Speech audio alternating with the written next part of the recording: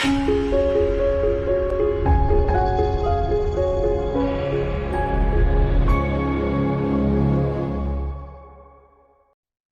is. So welcome, David. And I am going to stop sharing my screen, but welcome to Scrum Masters of the Universe. We're glad you're here. Thanks for inviting me here. Glad to be here. So hope I share something interesting for all of you today. So I'm just gonna start here my screen and then we can go from there. So what's gonna happen today? We're gonna talk about one of my favorite topics, which is the backlog. And why am I gonna talk about the backlog? So it was 2012 when I landed my first product management job. It was funny how I ended up there. I was a software engineer, and back then I wanted to improve my English. So what happened was I didn't have enough money to travel abroad, so I decided to do an immersion intensive course in a place nobody knew. But there were some, let's say, influential people there. And by the end of this course, I had to present something to show how I evolved with my language skills. So I decided to present what I was doing as a software engineer. And then someone after this presentation came to me and said, "Hey, I want you to work with me. I have a position in São Paulo." And I was from a small town in Brazil. For me, it was a big deal moving from this place to São Paulo, like moving from 20,000 people to 20 million. But I said, "All right, so what kind of language do you use?" And then he looked at me laughing. "We use Portuguese. That's the language we use." I said, "Hey, I'm a software engineer. You need to tell me the language you use."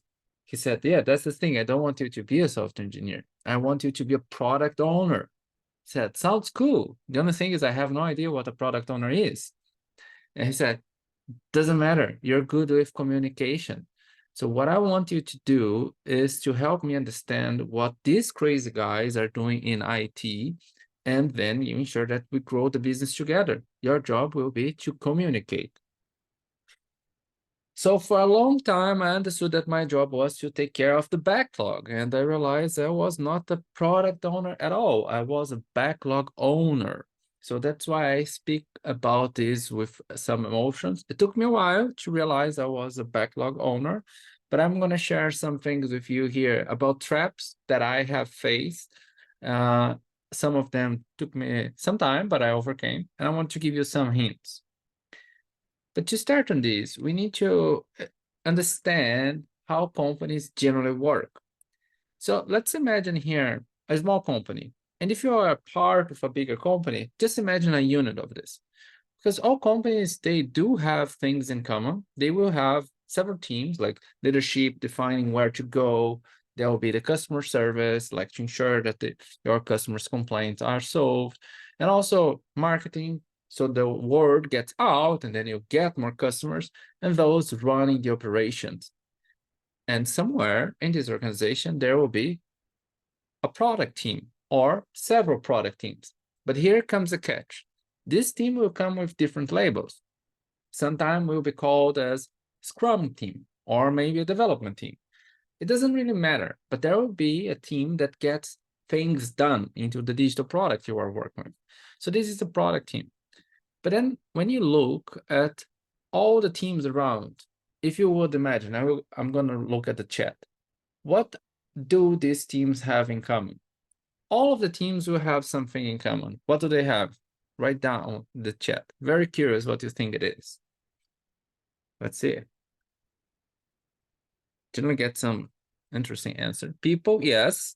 Talking to customer, oh, I would hope for that, but yeah, people. Okay, people, they have people in common. And what do people have in common? In business, deliver value. We're going in the good direction here. I'm a little bit behind before you. So all people, what they have is ideas. Yes, Victoria, you got it. So everyone will have ideas, but not only ideas.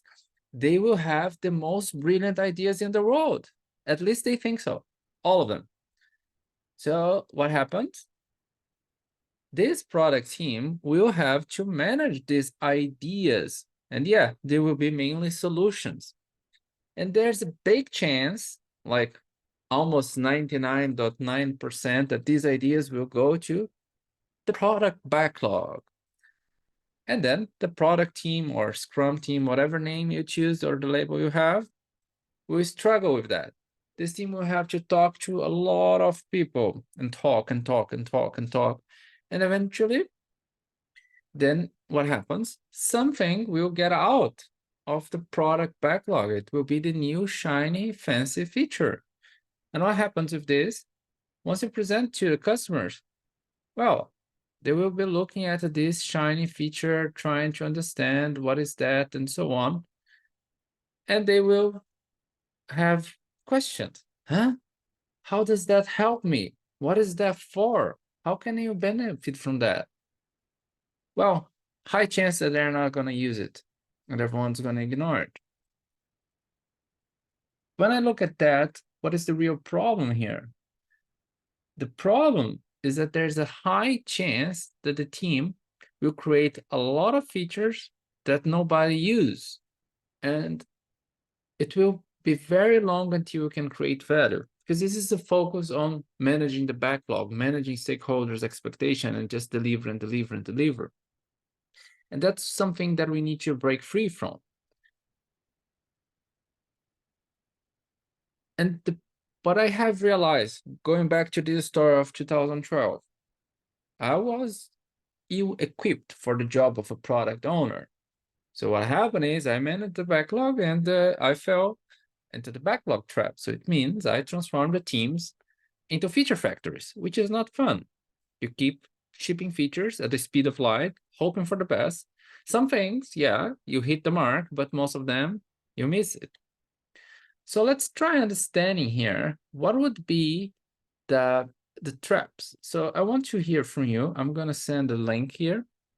So let me just open my Mentimeter here, because I'm very curious to hear about your scenario, because this will help me give you better examples. So you can go to this link or use the QR code. When you look at the backlog, how often do you experience the following? The backlog items don't live longer than 3 months. So if you almost always experience that, it's good. What about the backlog items relation to goals? Just see here that I put 80%, because you still have some keeping the lights on work. So not everything is going to be related to the goals you have right now. When it comes to size of the backlog, how big is that? Is it like hundreds of items? I'm going to share a story with you about it. The numbers are coming in already.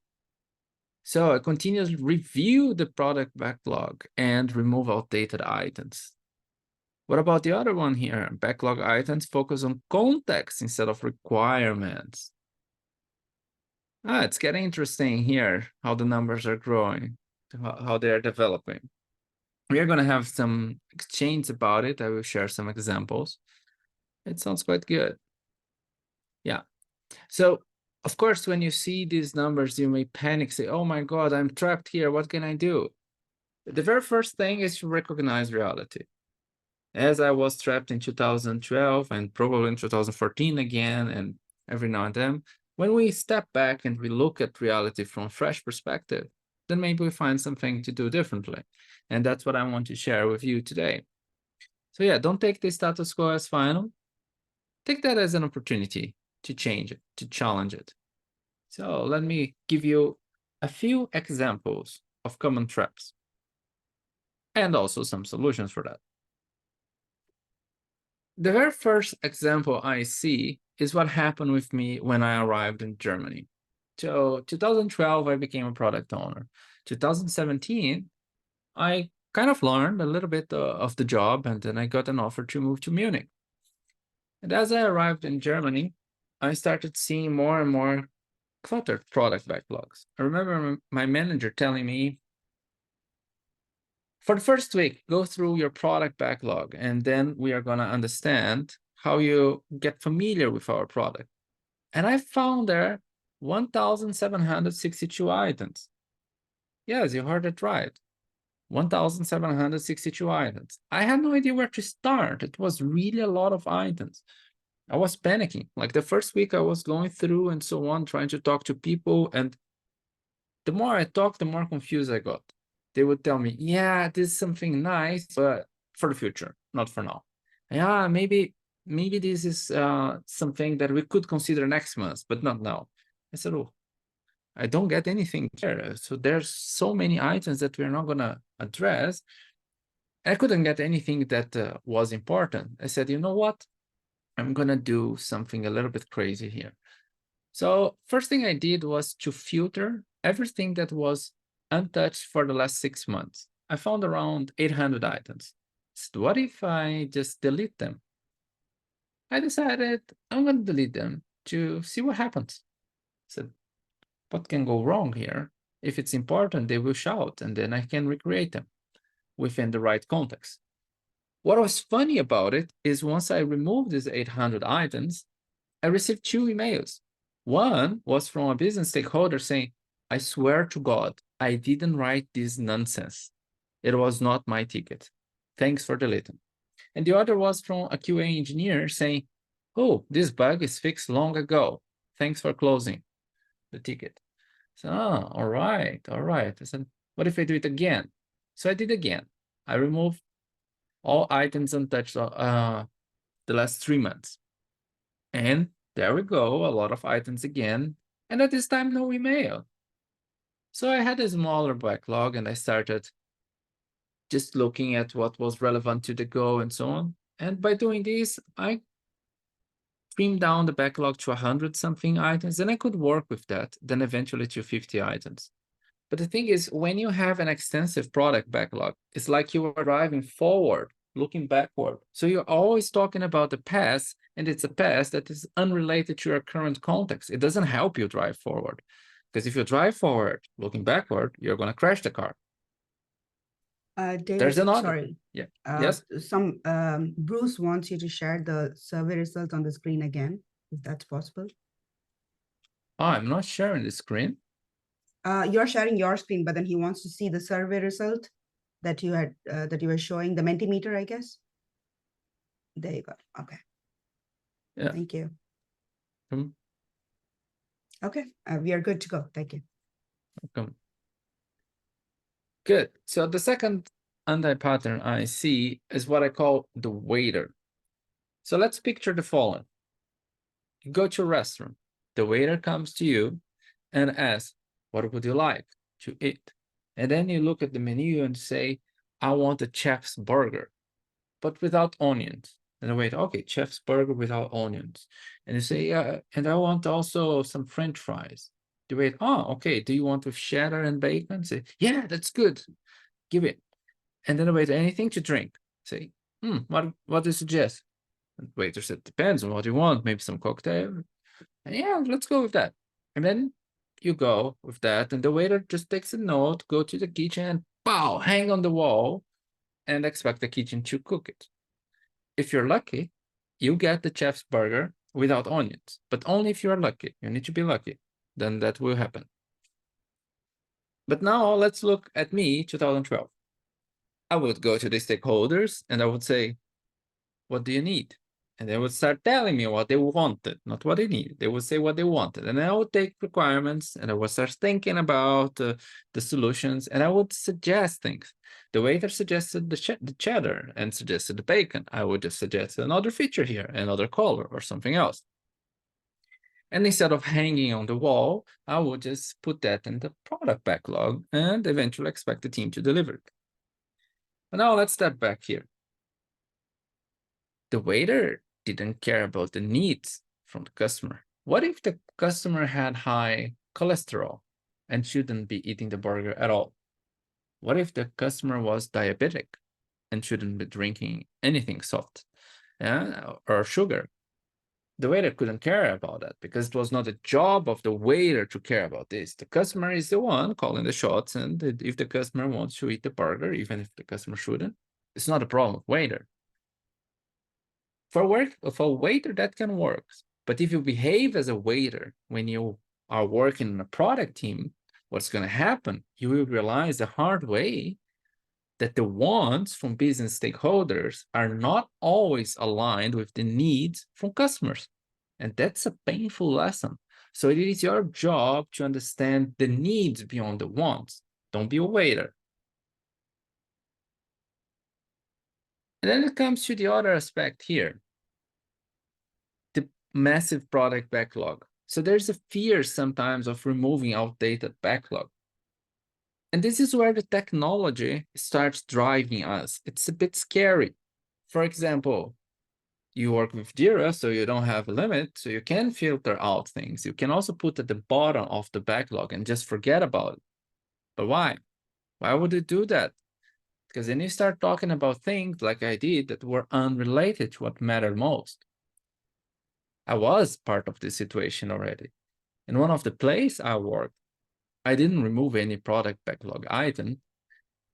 And once an employee came back from maternity leave, and this employee was out for several months, and she asked me, she came back on the second week of the sprint. We worked with 2 weeks sprint. And she asked, like, what should I work on? I said, hey, just align with the team and see what makes sense for our sprint goal. She said, yeah, but the team said they have all covered. I don't know what to work on. I said, okay, let me figure that out. I didn't like the idea of giving a task to do it, but I said, okay, I'm going to do it. But I had several meetings until the end of the day, so I would do that the next morning, I told her.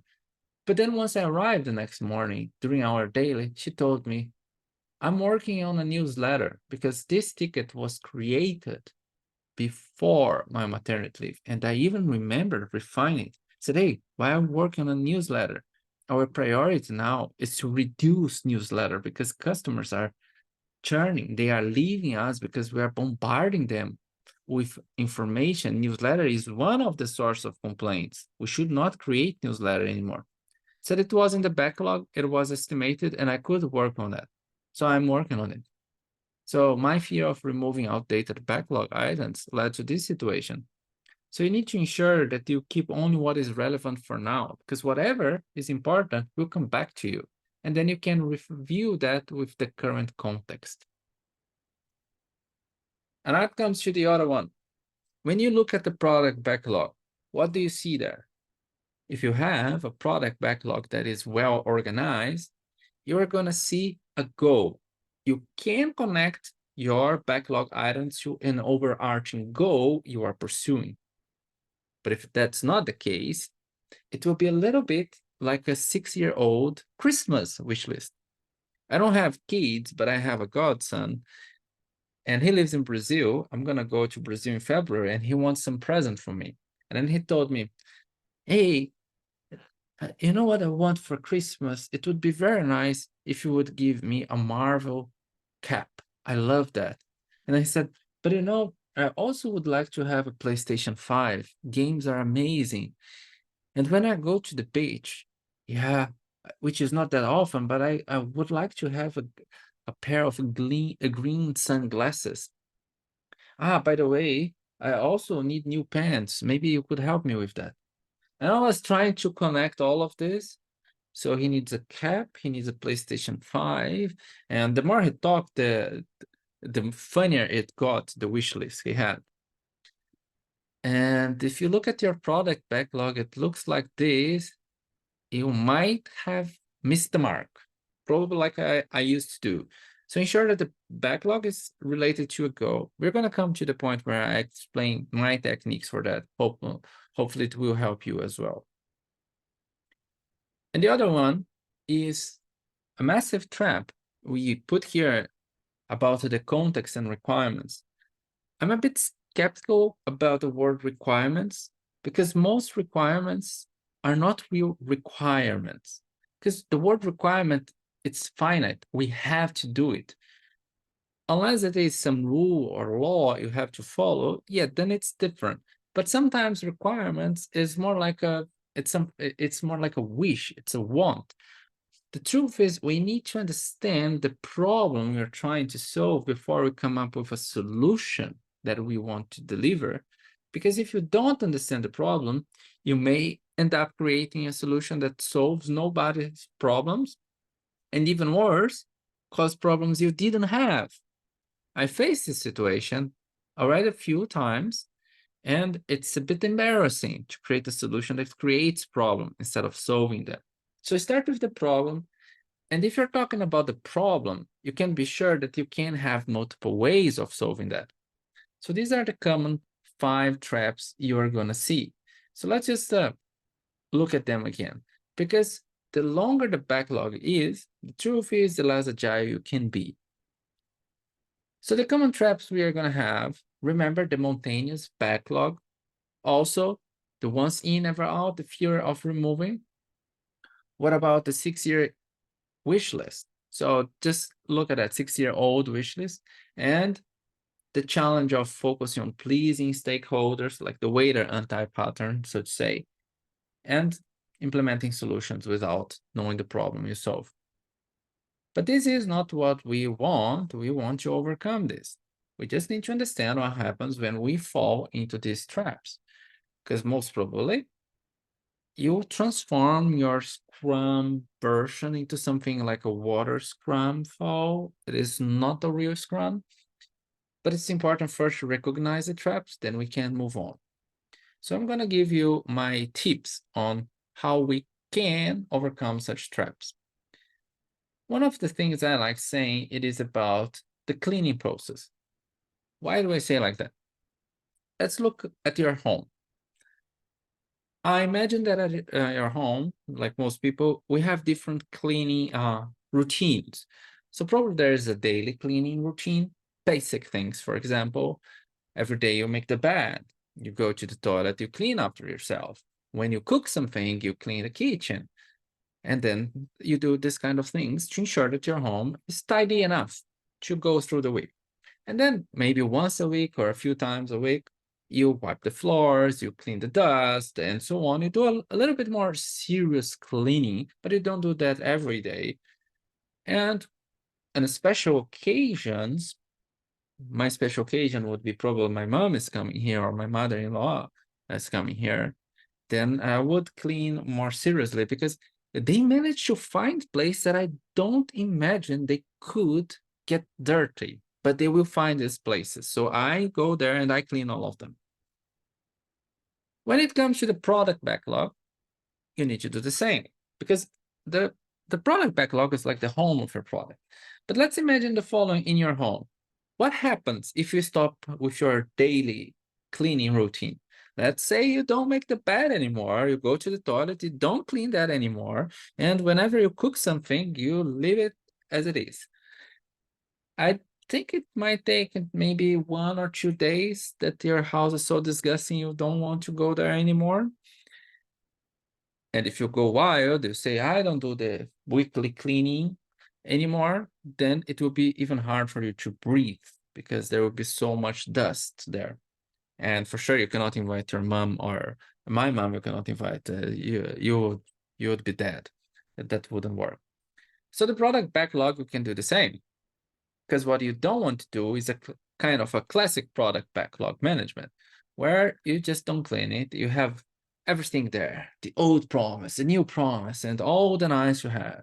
And then you waste all of your time talking about how to do the work and invest little time getting the work done. So what I like suggesting is doing kind of a lean backlog management. Let's first split things here. Let's split between new and old. And then I know you may look at me and say, what does old mean? That you need to answer, but it depends how fast you can learn. I would say generally something that is untouched more than 3 months, it is old in general, like a rule of thumb. But if you're working a startup and you are running several experiments every week and and so on, there's a big chance that 6 weeks, it's already old. Then you need to change that. But if you are working for a bank or a more traditional company, maybe it's 6 months, but you need to figure that out. But what I want to tell you is you separate the new from the old, and instead of increasing the size of your product backlog, increase the size of your trash bin. You just get rid of the old. And yes, I suggest you to get rid of, not to archive, because if it is important, it will come back to you, and then you can recreate that within the right context. And then you do the second level of cleaning. Remember, this is the first one, and then you can go to the next one. Next one is about the goal. What is your goal? And then you can look at the items and you say, does it contribute? No. Then you say, ciao. See you. Auf Wiedersehen. And then you get rid of that. You may look at me, yeah, but we have some bugs and we have some refactoring that are required and so on. Remember, I said that more or less like 80% of your product backlog should be related to your goals. You still have the keeping the lights on work. So bug fixing, paying technical debt off, and so on. But I leave that up to you. So you need to be mindful here. But there will be a lot of feature requests that do not contribute to your goal. Get them out. And if it contributes to the goal, then you put there in your lean product backlog. So you don't want to see the traditional product backlog. You want to see the lean backlog management. Ensure that you have a very big trash bin, because that will be your biggest friend. It will be your ally. So it's good to have a big one. It's not bad. But you know, like the house, the very first thing is you need to clean it, but then you need to keep it clean. You need to keep it shiny and beautiful, because if you just do one cleaning, then it gets dirty again and again and again. So let me give you a few techniques here, a few suggestions, what you can do today for a better tomorrow. So the very first thing is there will be someone who's going to receive a lot of requests. Big chance it's a product manager, but that doesn't limit only to the product manager. We just give the example of the product manager. So there will be the stakeholders all over the place, throwing a lot of requests to you and so on. And then you can decide what to do. If you go and you say yes, then it will be a new responsibility you get. And you put that in the backlog. And then again, you say yes, and it keeps going like that. But what if you do differently? Instead of saying yes, you consider saying no. You go, you say no, and then you focus on the go. Because there is something I learned, that every yes you give is a responsibility you take, while no is a decision to remain focused. But saying no is hard because people don't like receiving a rejection to their request. So let me tell you what doesn't work. What doesn't work is my first strategy. My first strategy was the following. Whenever I received a request, I would reject that 3 times. If the person came back the 4th time, it was important, right? So then I would listen. The truth is I reduced the amount of requests, at least by 75%. But my boss got a lot of emails and I got a new nickname. My nickname was the business blocker, because I was impeding the business from moving on and so on. That was not funny at all. But I realized that my strategy was flawed because I was not empathizing with them. I wasn't trying to listen to them. So that didn't contribute to keeping a sustainable relationship. Then I found another strategy. I started asking questions. They would come with, yeah, we need to do this and this and so on. And I would say, all right, help me understand what gives you this confidence. And they would say, yeah, I talked to my wife and so on. I said, but your wife is not in your target audience. Who else did you talk to? Nobody. So, So do you have any other data point that supports this feature? No. Okay, let's try another thing. How does this support our product strategy? No, it doesn't support. Okay, then how would I explain to the chief product officer that I'm taking something to the next sprint that doesn't support the product strategy? Yeah, it doesn't work, right? So better get out. So I started asking questions, like I always had something to anchor: the product goal, the product strategy, the vision, evidence. And then actually I was not saying no to themselves. They were saying no to themselves, but I had to invest more time with questions. So that is something that you can use, because saying no is what will unlock you to focus on delivering valuable solutions. That's something that we craft in the Agile Product Manifesto.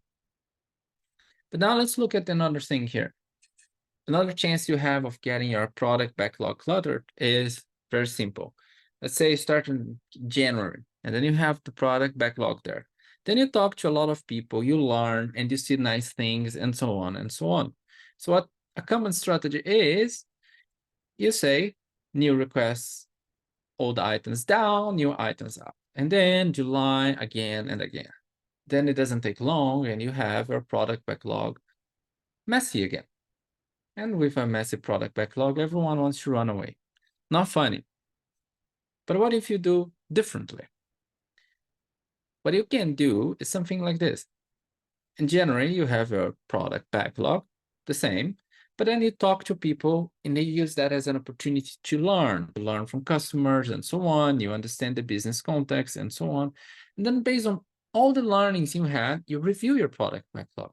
And what you do is you get rid of the outdated ones. So you do something like this: new learnings in, old items out. And then you keep doing that. And then you're going to keep your product backlog clean enough. And in this way, you are continuously practicing inspection and adaptation. And you are going to remove distraction, and you can focus on what matters most: achieving goals, not following plans. And then you can move on. And to keep this in mind, you can do something. I love doing that, is looking at the backlog items age. Because there are two possibilities here. If you treat the product backlog like wine, you cause confusion because they get old. Remember the newsletter case that I shared with you? But if you treat them like milk, then the team has clarity where to go. So the beauty is having this principle: keep the product backlogs clean. Backlog items age like milk, not like wine. So these are the things that you can do. And I'm gonna give you an idea of how you can start. So the very first thing, you remember, I said about stepping back and having a fresh perspective when we did the Mentimeter. So that's what I want to suggest you to do. Whatever you are doing, just step back and run a product health check.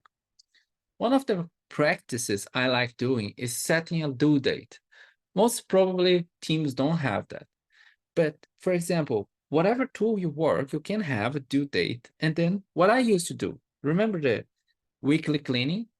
Every Friday, I would go to the product backlog and I would say, what are the product backlog items that are already overdue? And I would just select them, and I would have a lot of pressure to delete all of them together without thinking about it. You know, when you have milk that is open for more than 3 days, you don't drink that, you just throw it away, and then you get new. So that's what I used to do. So this is one thing you can look at. What about goal related? Do you have 80% related to the goals, or it's more to the other side? Here's something you can do.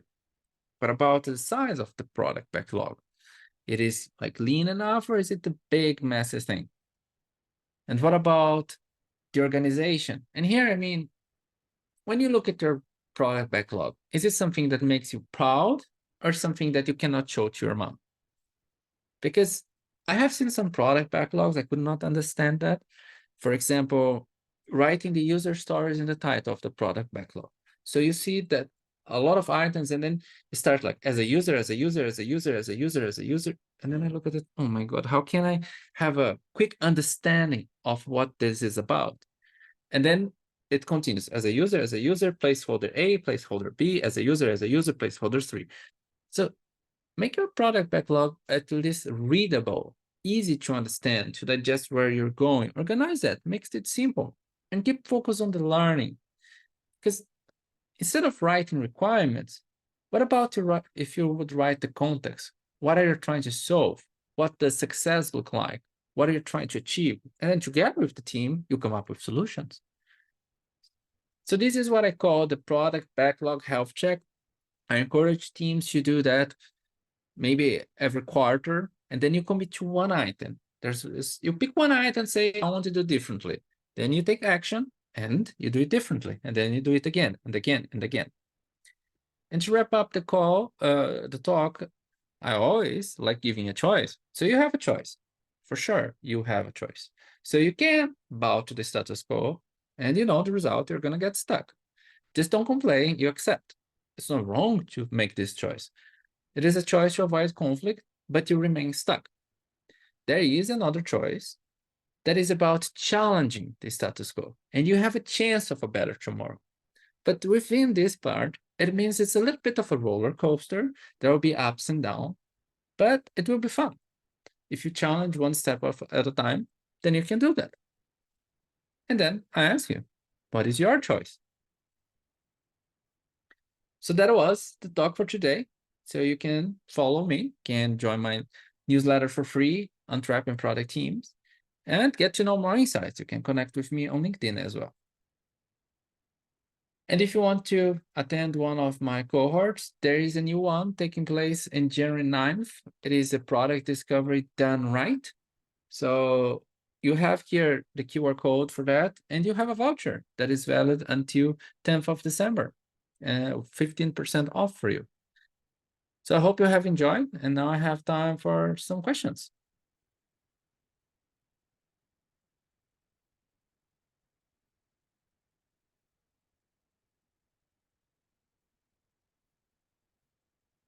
So how do you take the questions here? Is it something? Well, we're looking for some in the chat. I see Rami has one at the very end. He's asking about the weekly backlog refinement. If that is the most common thing. You mentioned you looked at yours every Friday. But he knows it will vary. So he has a new team with just 5 stories right now. So he hasn't gotten to the unmanageable part yet. Mm-hmm. So what would be the question? Is it like how How often? Yeah, how often do you do this sort of cleaning of the backlog? Okay, so I can share here. So the cleaning and what I would, of course, it depends. What I was talking about, it fits very well with a running product, because then you learn very fast. I would do the cleaning where I remove the outdated items or the overdue items once a week, and the other cleaning about relating to the goal and so on once a month, and a more serious one once a quarter. Once a month to ensure that I'm not derailing from the goals, and once a quarter because there's a chance there's a new quarter to go and so on, a roadmap, so I need to adapt the product backlog. So that would be the way I do it. 3 steps. There's another question related though. When you do the once a week review, do you have like other people from the team present, like from the development team, or is it just you as the product owner doing this? So this one it's about being pragmatic, because this cleaning, that's the interesting bit of it, because of course I agreed with the team that everything that doesn't make to a sprint in 3 months goes to the trash. And if we don't have something to do, it means that we're not learning fast enough. So the team knows that if we don't touch something for 3 months, it will go to the trash. And then we don't discuss. And the beauty of this doesn't need to be me, like as a product manager in this case, to do it. It can be anyone from the team. Actually, we even automated that. Once a Friday, someone would go there and just push the button, and that's it. It would go away. We didn't want to review the items, say, do we want to delete them or not? It was a principle we follow. It's overdue, it's overdue. We don't keep it.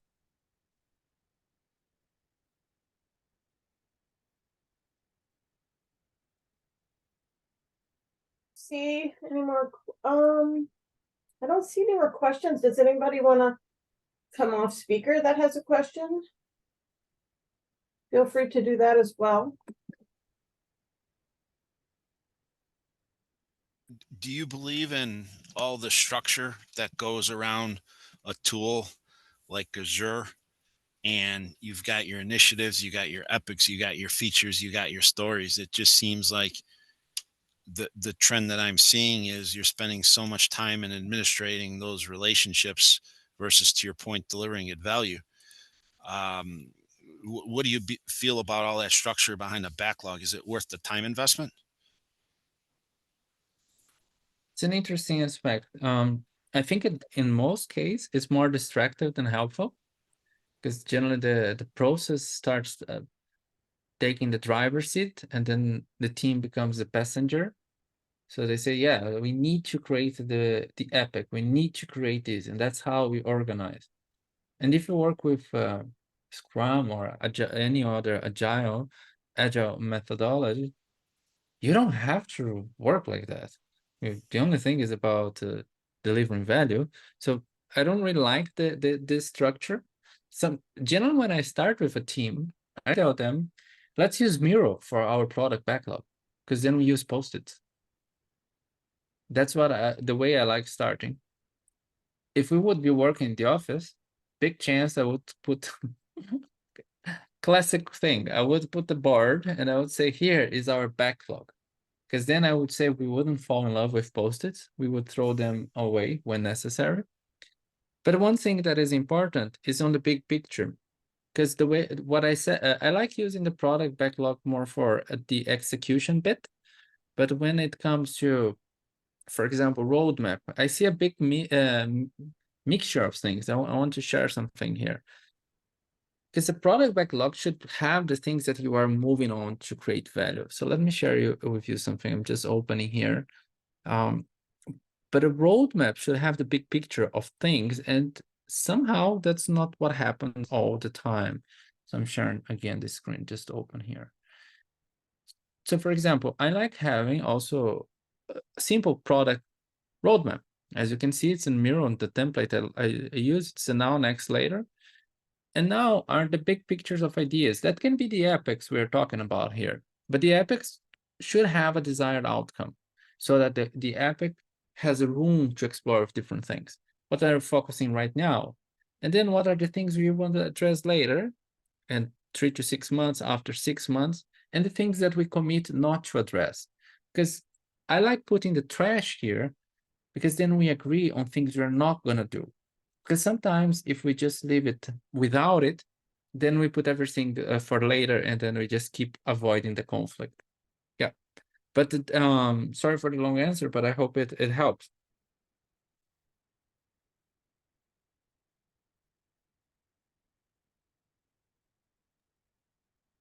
David, I see a couple more in the chat here. Do you have a quarterly plan with a list of stories? I don't plan on stories. I don't plan on stories. I only plan on goal. So for me, it's defining one goal and then let the team come up with the ideas to achieve this goal. Planning on stories, there's a challenge on doing that, because then you assume that the story is what you have to do. So I prefer defining an outcome. For example, I see a question here about outcome. An outcome example, looking at the scenario you are now. So we are in the pre-go-to-market phase.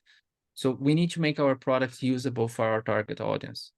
So usable means that they can run their operations with that. How are you going to achieve that? It is open. We need to explore what usable for the target audience is. I'm not prioritizing which stories need to be part of this to define the product usable. That I leave for the team. But the team has the challenge of finding the outcome of that. And the outcome would be someone is using the product. Then it's proven it's useful. It's usable. Oh, brilliant. And there's a question from Nicole asking, when you conduct your Friday reviews, is that a 3 amigos session, or do you do that exercise alone? This is similar to what I think said. he already answered that. I did question. that. Oh, Yeah. sorry, my bad. That's okay. Thank you, though. Appreciate it. But I could also give you another part. The removal of the removal of the outdated items, so say the overdue, I would do it alone. But when we're talking about the goal, this is a 3 amigos exercise. So you need to ensure that everyone is on the same page of what contributes to the goal.